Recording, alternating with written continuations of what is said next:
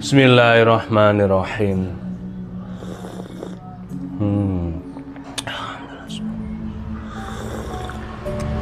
Alhamdulillah. Kopi ditambahin madu. 3 sendok aja udah cukup manis. Halo, assalamualaikum warahmatullahi wabarakatuh. Alhamdulillah sahabat-sahabat GSN dimanapun Anda sedang berbahagia. Mudah-mudahan hari ini senantiasa diberikan kesehatan, dimudahkan dalam segala urusannya, yang jualan dilariskan jualannya. Amin Allahumma amin. Dan saya doakan untuk yang hari ini sedang dalam keadaan sakit, mudah-mudahan segera disembuhkan oleh Allah. Yang dalam sedang pemulihan sakitnya, mudah-mudahan lekas sembuh, sehat seperti sedia kala. Amin Allahumma amin.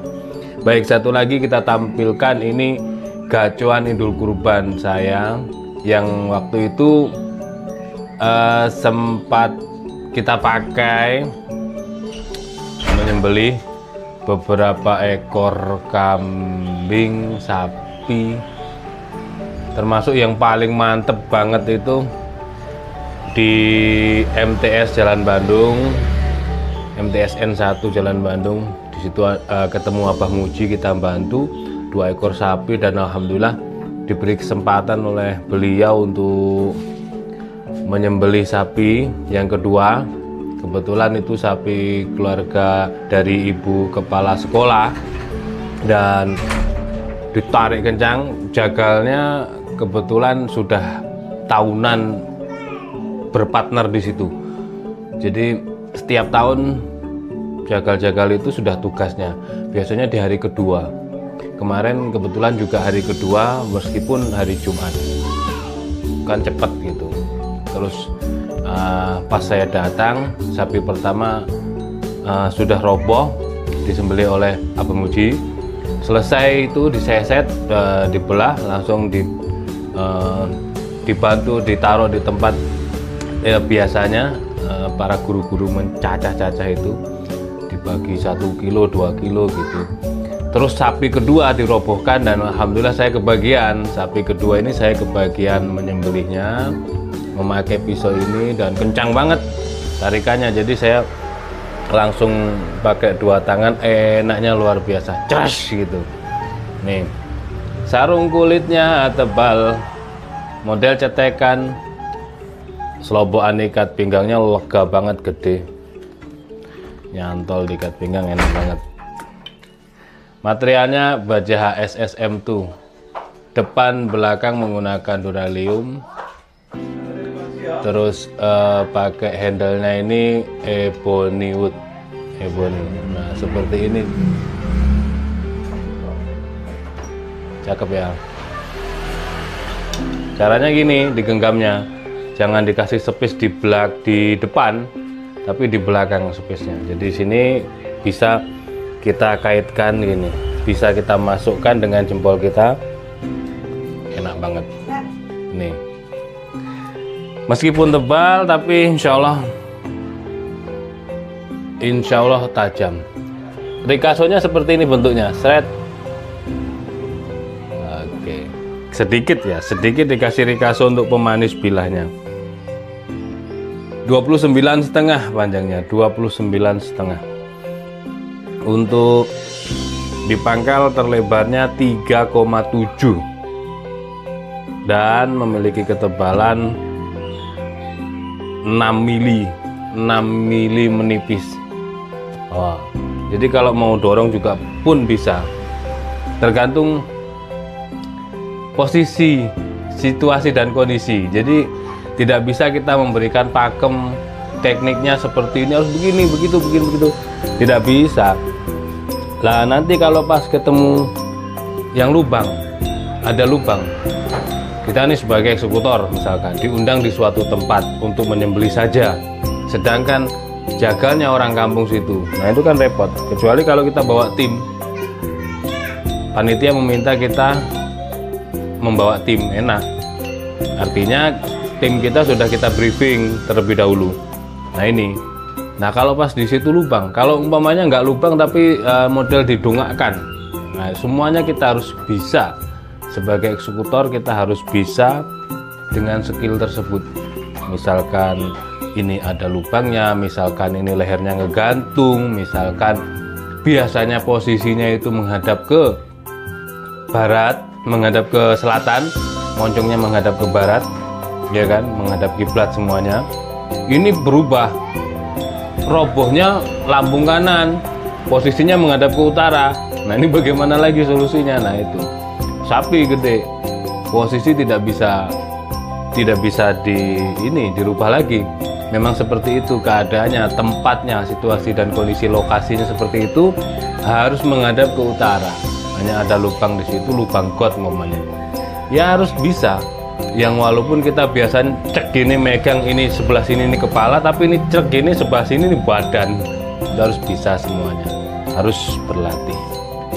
Nah, di situ juga saya biasanya menyarankan untuk beberapa koleksi pisau dan golok, baik itu materialnya, ukurannya, dan tentunya bentuknya juga menentukan bentuknya gitu. Maka dalam pemilihan bilah, kalau di sahabat GSN yang datang ke sini ke gubuk GSN dan belajar menyembelih, saya selalu sarankan untuk memilih bilah itu setelah mahir, setelah tatak, setelah tidak ada nervous sama sekali ketika hendak menyembelih. Sudah bagus sembelihannya, tidak bingung, tidak begini model gimana menyembelih seperti itu, tidak ada kekuatannya. Video sudah sering kita bagikan, yang bukan hanya video yang bagus-bagus, ya semua video sembelihan yang kita bagikan seret. Jadi biar dikoreksi sendiri. Jadi prakteknya ini harus perlu praktek. Memang belajar itu harus belajar menyembelih itu harus perlu praktek, tidak bisa secara teori. Meskipun seorang kiai yang ahli fikihnya sembelihan, tetap harus praktek. Nah di situ bentuknya, ukurannya itu setelah menyembelihnya bagus. Sudah menyembelihnya tatak bagus, pakemnya seperti itu, oh sudah bagus, kita ganti. Jadi harus manut gurunya, bukan gurunya yang harus ngikutin muridnya. Murid yang datang ke sini itu harus manut apa yang kita sampaikan. Jangan pakai ini dulu. Gitu. Kadang-kadang kan enggak, satu sapi pengennya 1 ekor. Kalau sudah bagus, dinyatakan bagus, tanya makanya koreksi. Kurang bagaimana? Kurang bagaimana? Ketika sudah tidak ada koreksi, berulang kali baru. Nyoba yang manapun boleh. Kadang kan gitu, terlalu ambisius, terlalu egonya tinggi. Alasannya penasaran saja, pengen nyoba yang ini yang itu. Ya terserah saja, tapi hasilnya malah tidak semakin baik, malah semakin buruk semakin kesini. Nah itu, ya buat semuanya, tidak menyindir satu ataupun si A si B, tidak. Kita tetap selalu menerima siswa-siswa yang kesini hendak belajar, dan alhamdulillahnya kan didamping oleh Mbah Mudin dan RPH juga menerima dengan baik untuk praktek belajarnya seperti itu. Kita teskan di tisu, nah terus gitu aja, empuk banget, begitu nyentuh langsung melebar. Terus satu lagi catatan, kenapa ya kok ini kan tajam sulis tisu, tapi ketika dipakai menyembelih kok kurang enak. Ini yang kemarin-kemarin ini, kasusnya yang kemarin-kemarin di RPH. Nah, ya berbeda dengan yang biasanya yang sudah di tas itu, yang sudah dipakai beberapa kali. Iya betul sekali. Kalau bilah baru ngambil, ini sudah pernah dipakai, belum pernah dipakai. Pakai aja nggak apa-apa. Ketika dia pakai, padahal dites kan slice tisu, ketika dipakainya kok kayak ulet, kayak apa ya, kayak nggak bisa jelas gitu ya, nggak langsung ngebelah. Kalau yang sudah sering dipakai, begitu nyentuh langsung ngebelah. Iya, ketajamannya sama-sama slice tisu, tapi berbeda gramnya mungkin ya, berbeda ketipisan mata bilahnya. Nah, ini perbedaan ini yang menentukan hasil akhirnya kan. Kalau intinya kalau sudah sering dipakai, kan dia terus dipakai, di strobing, ada kesalahan di honing, di sharpening, yang fine cut itu semakin sering dipakai maka semakin ces banget. Nah, sedangkan yang slice tisu tapi belum pernah dipakai, ya masih rodok ulet gitu kan, masih rodok gimana kan gitu.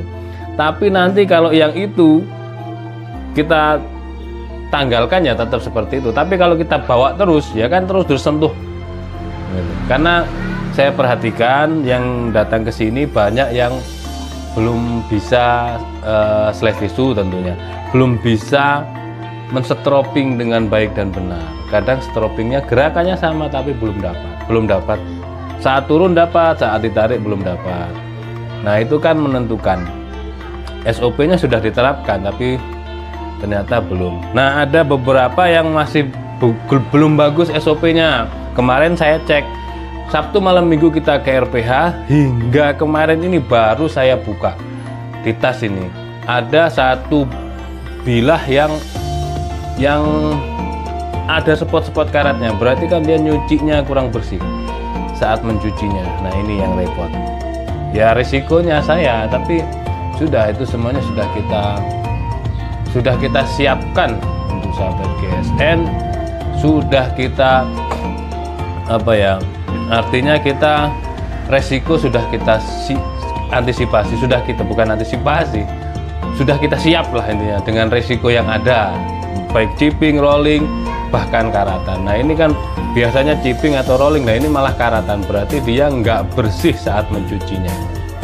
Nah itu perlu diperhatikan. Nah, ini kan kadang-kadang orang-orang yang kesini yang sering bertanya, responnya tanya itu malah saya seneng, berarti materi yang saya sampaikan paham. Tapi kalau cuman diem aduh, nggak ngerti saya apa yang dipikirkan sampai di mana yang Anda pahami. Nah ini harusnya kan tanya mumpung ketemu langsung gitu, di konten kan nggak pernah lihat, terus di WA nggak responsif, nggak paham. Nah begitu ketemu langsung diem baik. Nah itu repotnya di situ. Akhirnya kan ada beberapa SOP yang tidak diterapkan dengan baik. Ya imbasnya ya karatan itu tadi gitu. Nah itu beberapa poin-poin yang ketika di RPH hendak belajar menyembelih. Nah ini gacoan saya yang kita pakai di Idul Kurban, tapi malah belum ke RPH ini belum ke RPH. Dia setelah dipakai di Idul Kurban, yang di Abang Uji sedikit ada chipping. Ketika itu sudah kenceng banget, tapi saya ngambil powernya terlalu kuat. Terlihat sapinya hitam, bayangan saya tebal dan alot. Saya polkan pas ke sini, dia nancap tulang, gitu. Sampai saya gini kan. Nah itu ada chippingnya. Kalau rolling jarang, HSS itu jarang sekali rolling, pasti chipping karena ini sepuh pabrik. Kerasnya sudah keras sekali. Nah, kalau rolling itu kan mudah, sepuhan mudah. Kalau sepuhan pabrik pasti chipping. Nah kita turunkan di bengkel, setelah itu sudah dirapikan seperti ini dan nyantol di atas. Belum sempat kita review, baru kali ini kita review kembali, jadi belum sempat kita bawa ke RPH. Nah ini salah satu juga nanti bisa kita bawa ke RPH buat dicobain yang pengen HSSM tuh. Tentunya di kertas HPS seperti ini, Masya Allah tenan, empuknya bukan main. Nah itu ya beberapa catatan poin-poin apa yang saya sampaikan di terkait pelatihan di RPH buat sahabat-sahabat GSN khususnya, dan buat yang hendak kesini biar menjadi pemahaman tersendiri.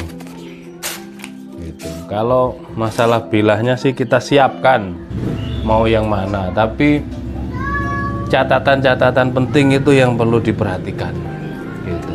Kita siapkan satu tas. Kemarin ada tamu juga heran, loh bawa sebanyak itu apa dipakai semua? Kalau siswanya 5, kita bawanya 10 bilah satu tas. Iya 10 bilah, kemarin saya hitung 10. Nah itu sepatu kita sediakan, sabuk, handuk kita sediakan.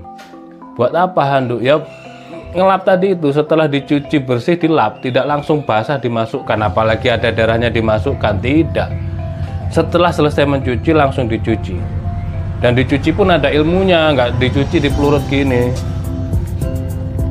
Kadang-kadang orang duduk di tempat itu aja ada ilmunya. Mendekat ke saat eksekusi jarak berapanya kita ada ilmunya semuanya. Nah, itu yang perlu diperhatikan. Dan jangan sungkan-sungkan untuk bertanya. Semakin Anda bertanya, saya sampaikan. Saya senang. Semakin Anda bertanya, semakin luas apa yang Anda pahami dari apa yang saya sampaikan, apa yang kami ingin harapkan. Di situ tujuannya edukasi. Tujuannya agar seluruh sahabat GSN ini bisa menyembelih seperti apa yang sudah kami lakukan. Demikian, mudah-mudahan bermanfaat dan mohon maaf bila mana ada salah-salah kata. Akhiran wa faminkum, wassalamualaikum warahmatullahi wabarakatuh.